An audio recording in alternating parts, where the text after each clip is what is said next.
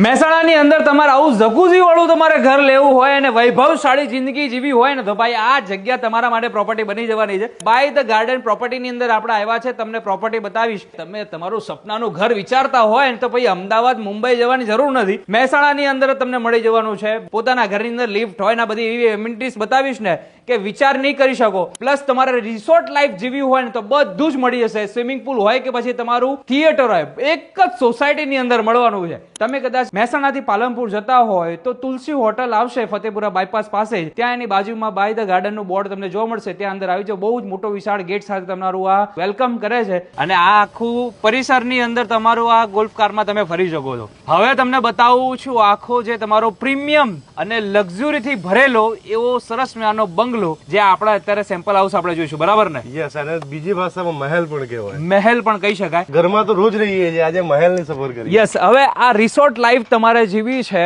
તો by the garden તમને ઘણું બધું ઓફર કરે છે. જ્યારે તમે જસ્ટ તમારી ગાડી લઈને જ્યારે આવો છો, તમારી બે ફોર્ચ્યુનર હોય, BMW હોય, યા તમારી સરસ મજાની કોઈ બીજી કોઈ પણ ગાડી હોય, તમે અહીંયા મસ્ત મજાની અહીંયા તમે રાખી શકો છો. સાથે સાથે બાય ધ ગાર્ડન જ્યારે નામ પડે છે એટલે તમને બાય ફેસિંગ તમને ગાર્ડન વ્યૂ મળે, પણ જોડે જોડે તમારું પોતાનું પર્સનલ ગાર્ડન પણ મળે છે, જે તમારા લોન એરિયા કહીએ આપણે, કે જે કંઈ તમે કહો તો એ આખો તમને લોન અહીંયા તમને મળે છે. હવે જ્યારે આપણે અંદર એન્ટર થઈએ, સરસ મજાનો બહુ જ મોટો અહીંયા લિવિંગ રૂમ તમને મળી જાય છે અને આ જગ્યા ઉપરનો દરવાજો પણ જુઓ, સાઇઝમાં પણ ઘણી મોટી છે. પ્રોપર્ટી જોવા માટે લોકોની ભીડ લાગે છે એવી પ્રોપર્ટી બની છે અને મહેસાણાથી કહેવા જઈએ તો 5 કિલોમીટરના અંતર ઉપર જ તમને આ પ્રોપર્ટી જોવા મળે છે.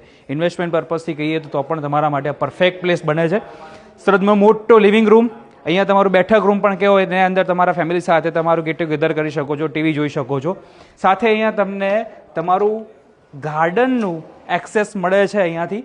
તો અહીંયા તમારો કદાચ સાંજના સમયે, રાતના સમયે ડિનર પાર્ટી કરવી હોય અથવા કોઈ ગેટ ટુગેધર પાર્ટી કરવી હોય, આટલો મોટો લોન મળે છે, જબરજસ્ત કહેવાય ને. તો અહીંયા તમે સવારે સાંજ તમે અહીંયા આવીને ચા પાણી કેવો કરો યાર, મજા પડે. અહીંયા કિચન છે, એટલી મોટી સ્પેસ છે કે તમારે માઉન્ટેન કિચન પણ કરવું હોય તો પણ થઈ જાય.